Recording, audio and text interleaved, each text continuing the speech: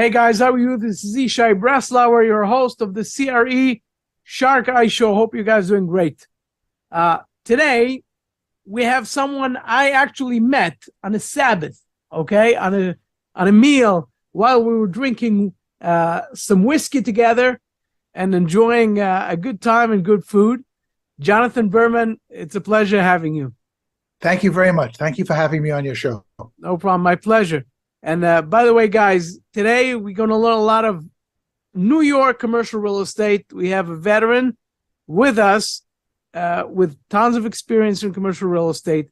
You know what? Before I go on and on, Jonathan, if you want to tell us, give us a 2-minute elevator pitch about your business. Absolutely. So I own a company called Brook Brokers, which I started back in May of 2022. And we specialize in off-market deals, quiet deals, and obviously we also do on-market deals. Focus mainly in Brooklyn on multifamily, development, industrial, really anything but residential. Anything that is around the residential, you do. Anything, yes, but not 1 to 4. Yeah. And obviously we also do. Right, the commercial level. Yes, all commercial properties. Or commercial level. Very interesting. We have a lot to talk about because a lot of stuff is going in New York today, and I'm really curious to hear your perspective on it. But before we go into that, let's go back in time. How did you get into this? How did you get into real estate? Tell us a little bit. Tell us a little bit about the story. How, the excitement. So I came from Israel back in '98, and I was in aviation back in Israel. And I opened up a company here to market black boxes for military aircraft. I traveled throughout the United States, and I was representing a Israeli company here. The company decided to stop manufacturing or stop production. And then I asked myself, well, what do I really want to do? And I always liked real estate, and I always liked sales. So I went into real estate sales. In fact, the reason I like real estate is I started off, there used to be an infomercial called, by a gentleman called Carlton Sheets, buying real estate with no money down. And I was one of those idiots, quote unquote, that decided to take the course. And let me tell you something, it really works. As crazy as it sounds, there was, at that time, you could get New York real estate in Long Island for no money down. Basically, you come, you sign, and the rent would cover the mortgage. Which year is that you're talking about? That was probably 2005. 2005. Interesting. Yes. And you actually purchased real estate? You got into... Yes. And what type? Residential. It was 1 to 4. That means basically the single owner family, would take back, duplexes, triplexes, stuff like that. yes. And it was very, very nice. It was a very good time. It was obviously not everywhere on Long Island you could do it. It was only in specific neighborhoods. And at the time, it was low income neighborhoods, but it was very nice, and it was very interesting. I didn't believe it would actually work, but it works. It works.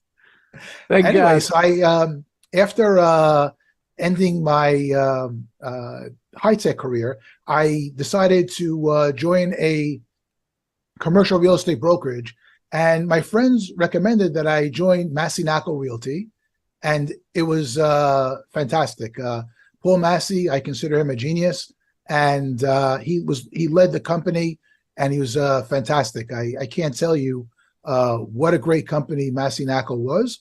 I stayed there for a good, probably a good 6 years or so, and then I left the company and joined Ariel Property Advisors. That was back in 2011. Who we know. I joined Shimon Shkuri. Yeah, so Shimon was also a guest of mine. Very, very, very interesting person, and also a veteran in commercial real estate and an excellent firm. So if you were there, it means that you are a real pro. Thank you very much. Tell us a little bit about those two experiences and how you grew, with your experience from the first place that you worked at, and then to Ariel, etc.? So at Massey Knakal Realty, I learned how to be a broker. That means they really gave me the tools in order to understand what is brokerage. I was taking care of I specialized in Eastern Brooklyn, and I sold probably close to 70 buildings in a period. 70 properties in a short period of time. A period of 6 years. I guess not short. That's a lot of buildings to sell. Tell me something. Coming from, aviation, coming from a completely different field, how a young person becomes successful in selling so many commercial, properties? So what was the secret sauce? It was actually through failure, because at the beginning I thought I knew everything. Well, I was in sales and aviation. How hard can it be, right? I mean, Right. Sales is sales. And then I learned that that's not really the case at all. You're selling to a different clientele. It's a different type of sale. And a lot of the things that I thought that I knew, I did not know. For example, how to approach clients properly. I had to relearn. And the person who was heading the office was Tim King. And he was really, I would say, he took me under his wing and he taught me the business. And I'm very grateful to Tim King for everything that he's done for me and the tools he gave me to grow. Tell me something. Give us an example of the difference before we go into your, more previous experiences, from selling aviation. You said it's completely different. And yeah, of course, we get it. But what was the thing that you would highlight as, wow, I didn't know that, and that is the difference, and that's how you should actually sell, a commercial property? So when you sell to aviation, there are different ways of doing it. One of the things is that there's just an auction, basically. I mean, they put it up, the government publishes a requirement, you fill in the forms, and you submit your documentation, and you hope that it gets purchased. Obviously, there's also many times where you have to go down to the facility and actually show your product and show them how it works, etc. Bring engineers, but it's a different type of selling when it comes down to it. It's not as much as a relationship based sale as it is in real estate. And with real estate, it's really all about relationships. It's about connections. It's about building trust. And really, I mean, in both cases, you really need to show your value. And obviously, people are only going to buy your product or hire you if you show that you can provide value. But in high tech, it actually worked out to be easier because the value was technical and it was pretty clear cut, where there's still a level of art in real estate, which is not science. And that it's in aviation, it's much more of the science part of it. I got it. Meaning you have to be technical, you have to understand what you're selling, you have to know your stuff, but the relationship part is less important. It's important, but I'm assuming much less important because people are focused on what am I going to buy from you? And in real estate, obviously, you have to know your numbers, you have to understand the deals, etc. But the relationship aspect here is key. Meaning, if you don't have that, people aren't going to trust you and not going to listen to you. Interesting. I want to move up to your, more previous experience in Ariel, and then you moved to Ariel. What was the growth aspect, from after moving to Ariel? Tell us a little bit about that. So, like I said, at Massey Knakal, I learned how to be a broker, but in Ariel, I learned how to make money. And that's a different skill. At Ariel Property Advisors, I was really, they took the model at Massey Knakal and they perfected it. And it really is focusing on allowing brokers to make money. And not that in Massey Knakal you couldn't make money. People made a lot of money. But it's a different type of focus. And it's to the credit of the management and the partners at Ariel. I was again focusing on Brooklyn, and we did some very, very nice transactions. We did very well, and it's really a very good company. It's a company that really, I think, in many ways, provided additional value that they did not provide at Massey Knakal. For example, the research department in Ariel is probably one of the most advanced in our industry, and definitely in New York City. Interesting. And now the most recent, experience is you opened your own firm, and now you're flying alone after, using all the experience that you already have. Tell us a little bit about the flight, meaning the going out and doing things on your own, the decision, the process, the thought process.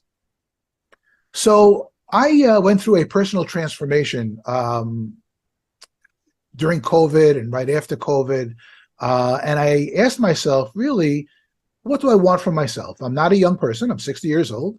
And I always wanted to be independent.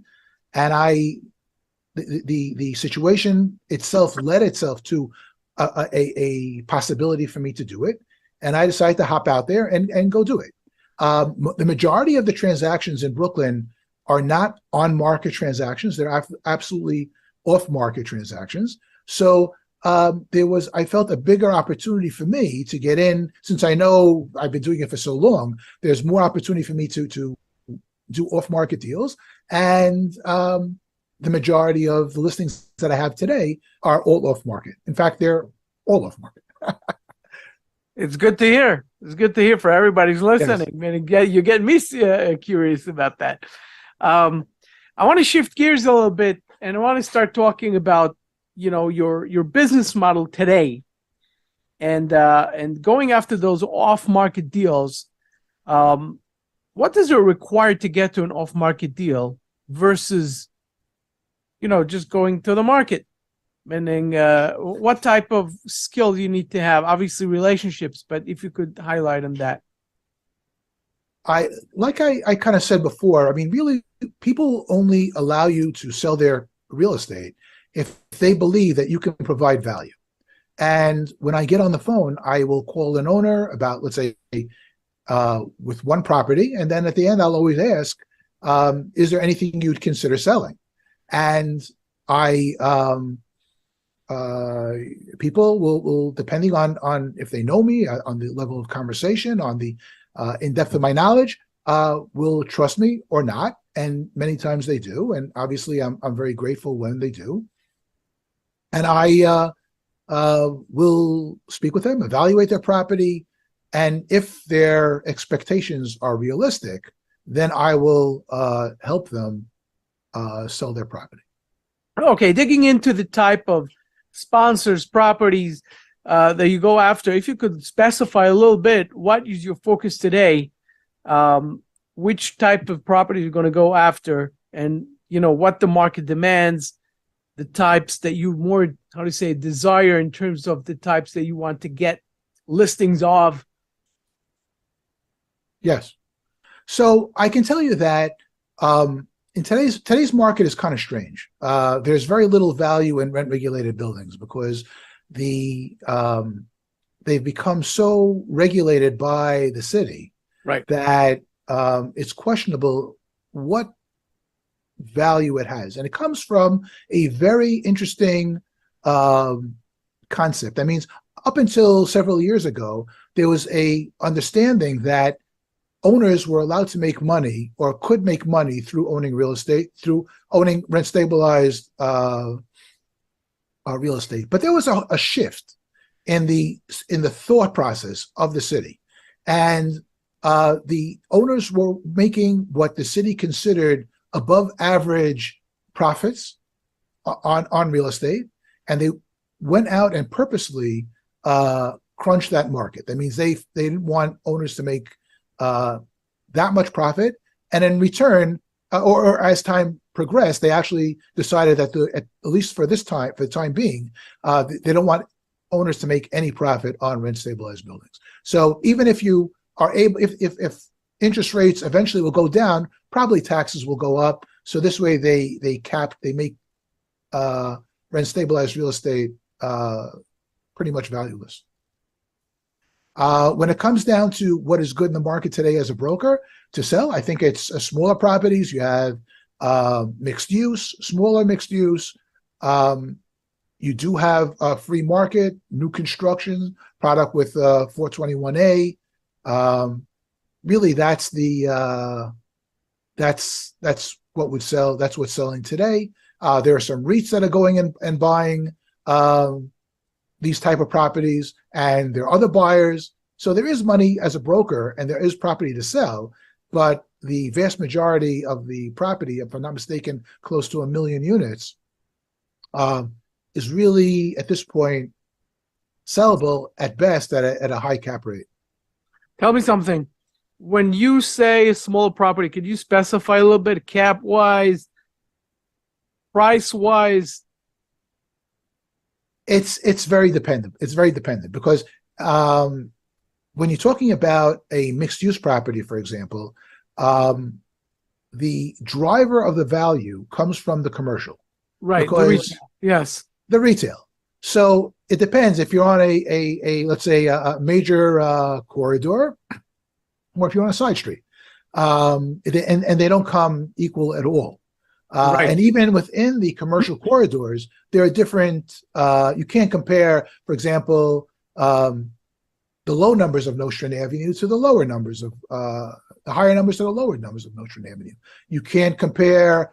There's a very difference even in Fulton Street. The lower numbers in downtown Brooklyn give you one value, and the higher numbers on the eastern side of Brooklyn would give you another value.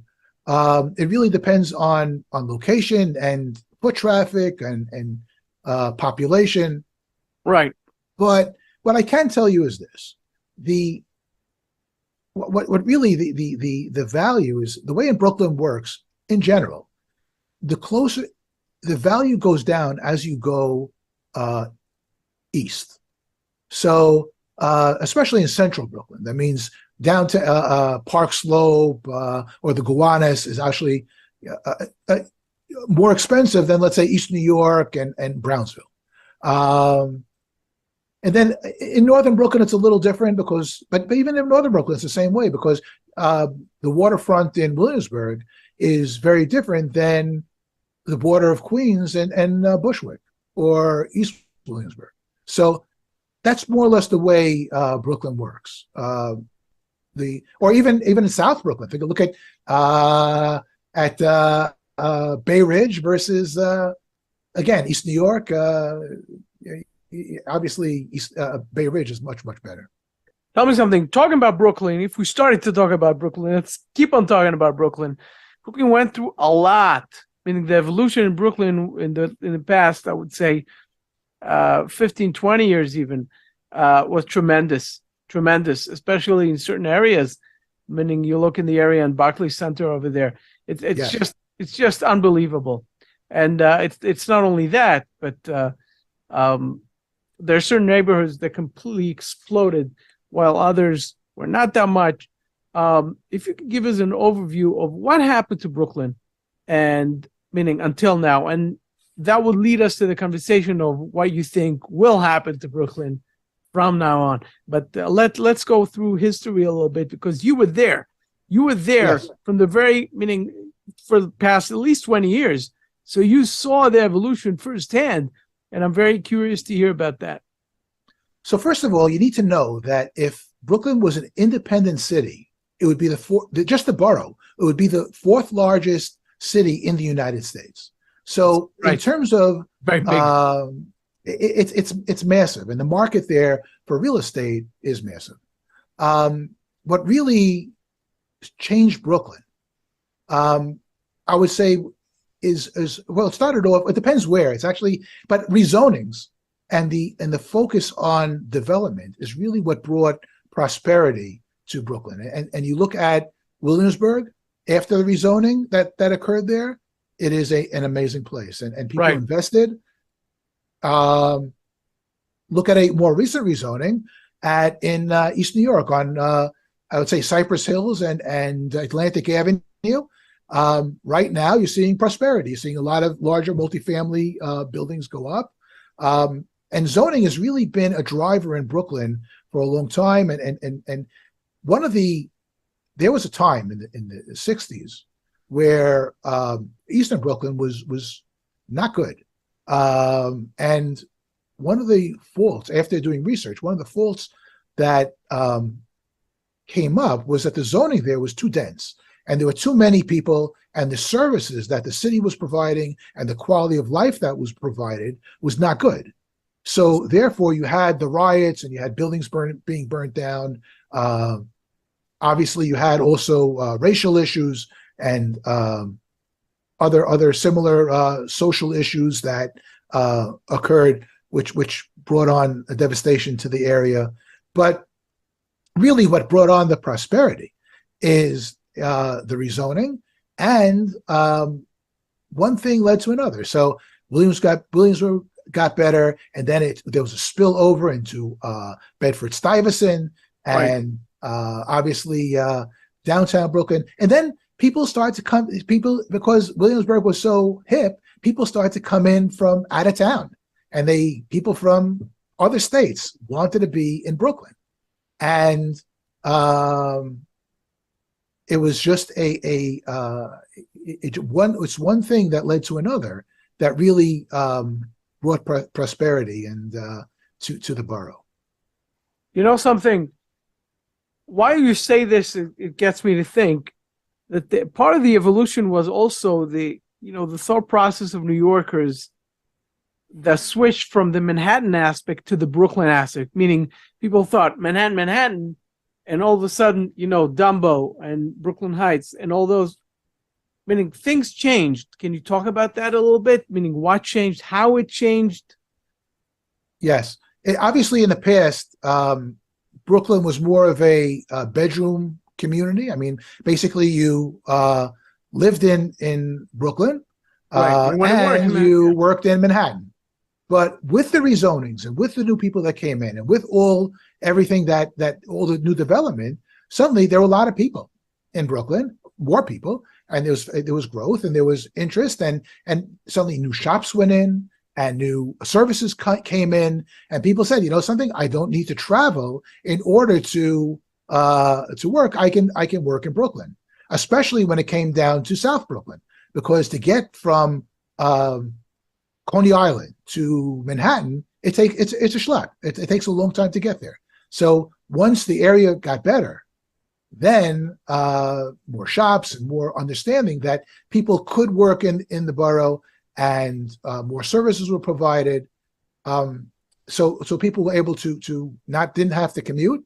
I can tell you that still, obviously, Manhattan is the center of commerce in New York City, and Brooklyn still has a long way to go, but there is still, but there are more offices now in Brooklyn. There's more retail, even though it's lacking. But it's definitely on its way, and it's a borough in transition. You know what? Meaning, the last few years, the whole luxury market in Brooklyn is booming. Yes, unbelievable. Not talking about only the high rise, the skyscrapers that are happening over there, but the whole skyline of Brooklyn is changing. Meaning everybody used to look from Brooklyn to Manhattan, and now it's becoming both ways. Meaning all of a sudden the skylight, you look at Brooklyn, all of a sudden it's something. It's something. And what do you think about that? And the prices also, the prices. Meaning per square foot, they're like, it's a whole different ballgame now. The nice thing about it is that when an area develops, there's a certain level of excitement that you get, and the excitement really brings all kinds of new development with it. It brings the zoning with the change in zonings and the understanding that Brooklyn is a place to live has attracted a lot of people, and it has a tremendous amount to offer. And suddenly the things that were quote unquote unattractive, dangerous, you don't want to step in Brooklyn, you can today go into some really beautiful restaurants in Crown Heights. You can go to new restaurants on Flatbush Avenue in Prospect Lefferts Gardens. You can go to they renewed the King's Theater. There's more and more. There's so much more that's being developed, and Prospect Park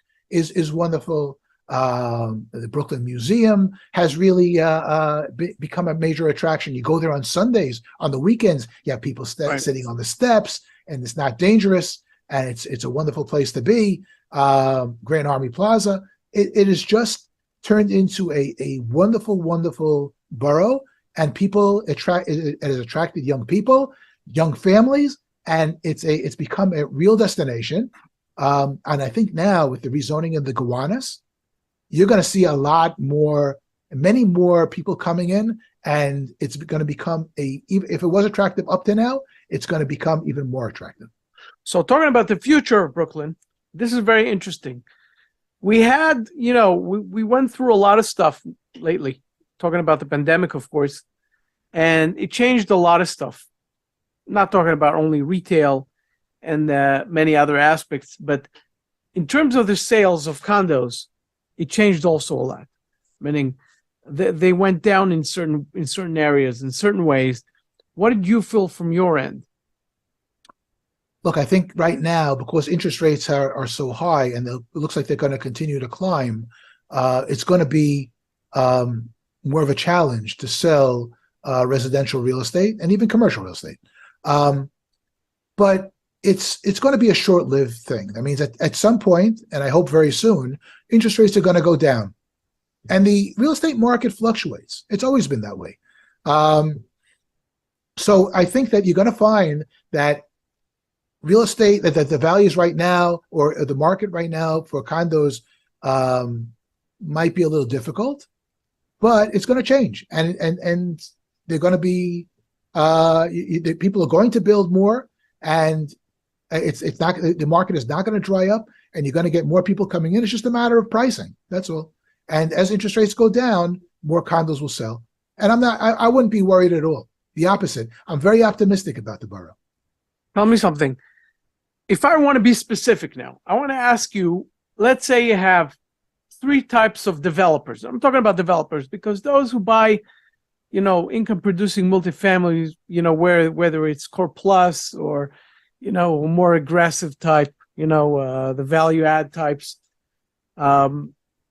it's already leased, it's rented out. There's stuff to do in it. It's a different ballgame. It's a different game. I'm talking about development. Let's take two types of people. One person has already purchased, a property, land, and has started development, but they're in a very early stage, very, very early stage. And there's another person who is entering now a deal, a land. What would you tell them? Don't enter the deal now. Do enter a deal now. Don't sell. Sit on the land. Start building. Go for the permits. Move it forward. What is, in terms of playing with the rhythm, because you want to catch markets when they are at peak. You want to sell at the right time. So what would you tell them? What would be your advice? So the development market very much depends on the availability of a 421A, of the tax abatements. I think that if you're already developing, you probably already have the 421A. So obviously you should finish it. You have your tax abatement, and you'll be able to sell it out. When it comes to new projects, if you're going to be entering something that has the abatement, it will be good. If you do not have an abatement, it's definitely going to be much more challenging, and it very much depends at what price you can buy the land. And by the way, land is only one component. There are many more components to development than the land, but it's a major component.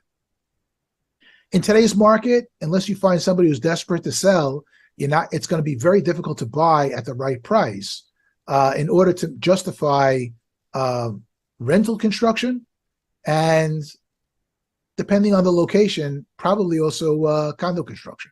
So I think that you probably are better off holding off a bit until there's clarity. Now, the 421A is going to come back. The question just is in what form. And then once we know what how it's coming back, everything will adjust in accordance. Right. But it will definitely come back. What is the confidence? Where's the confidence come from? That there are not enough units at the end of the day and to meet demand on all levels, on affordable, on free market, and there's just a need for units, and developers are not incentivized to do anything with their land until it's not. I mean, this is business. They want to make money, and there's a big risk when you go into development. So if they're going to develop, they want a return, and if the returns aren't there are many other places in the United States where developers can go to, and they don't have to build in New York. Right, exactly.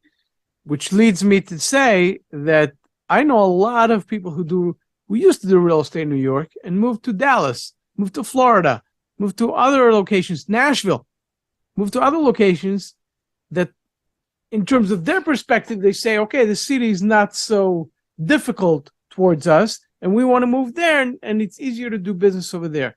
What would be the optimistic side of things to say, hey, stay in New York?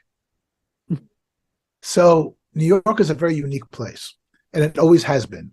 Because we have such high levels of employment, and there is a constant demand for housing, and the need is there, and it's always going to be there, definitely in the foreseeable future, even though sometimes you can get very frustrated with the city.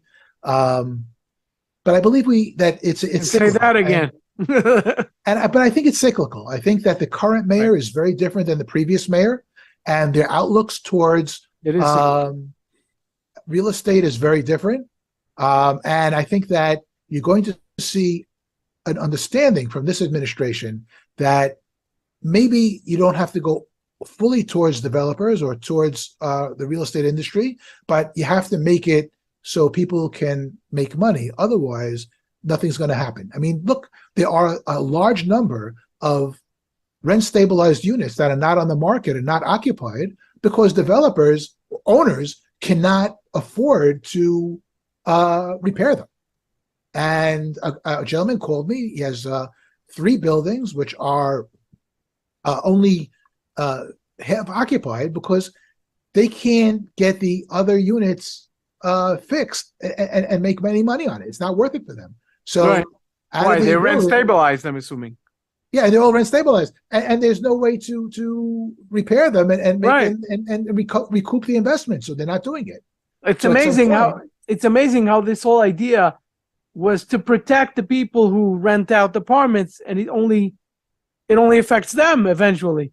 It only affects those people who actually live in the apartment, and they can't get it fixed. They have to live in a deteriorated, place, and it's unreal. It's unreal. So we're really crazy. It is very difficult, but you have to remember always that the tenants have more votes than landlords, and therefore they'll always do what the politicians, being that they want to be reelected, will always do what serves them best, even if ultimately it does not serve the tenants the best.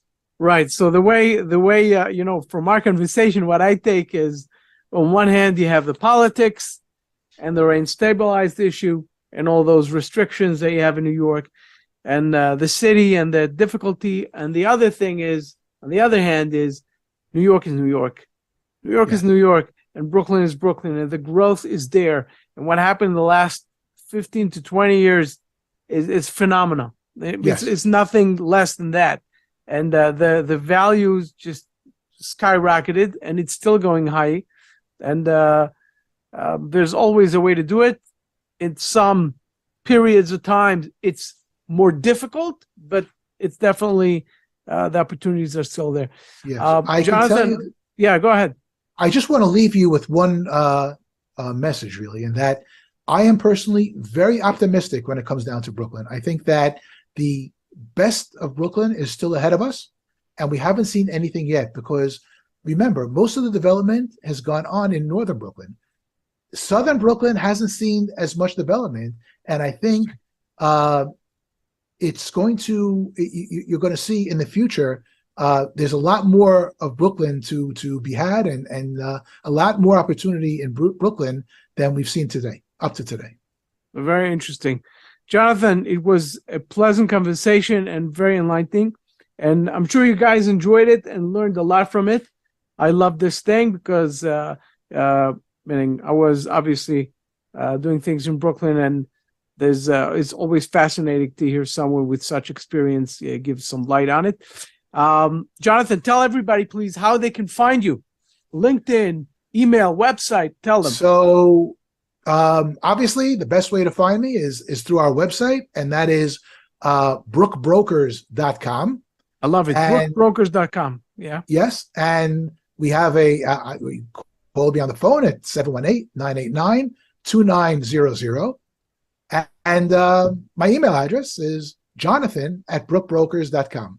But you guys, yeah, go ahead. But the best place to start off is through our website. Through the website, you guys here, and you can see the links above and below, wherever you see us. And I'm sure you're going to contact Jonathan. And if you need someone with such experience and to find the right property or to sell the right property. Jonathan, thank you so much for being with us. Really appreciate it.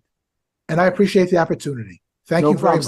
Stick around. I'll say goodbye to everybody. I hope you enjoyed this show.